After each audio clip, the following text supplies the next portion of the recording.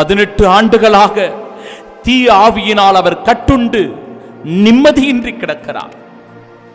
அவள் வாழ்க்கையில் விடுதலை இல்லை, அவள் வாழ்க்கையில் மகிழ்ச்சி இல்லை, நிம்மதி இல்லை, நிம்மதியான உறக்கம் இல்லை. எப்பொழுது பார்த்தாலும் அந்த சாத்தான் அவரை சோதித்துக் கொண்டே இருந்தான், அவனை வேதனை உற்றுக்கொண்டே இருந்தான். என்ன செய்வது என்று தெரியாமல் தவித்துக் கொண்டிருந்த அந்த பெண்ணை இதோ ஆண்டவர் இயேசு சுகப்படுத்துவதை பார்க்கிறோம். அம்மா, உமது நோயிலிருந்து நீர் விடுவிக்கப்பட்டுள்ளீர். அவர் நிமிர்ந்து கடவுளை போற்றினார்.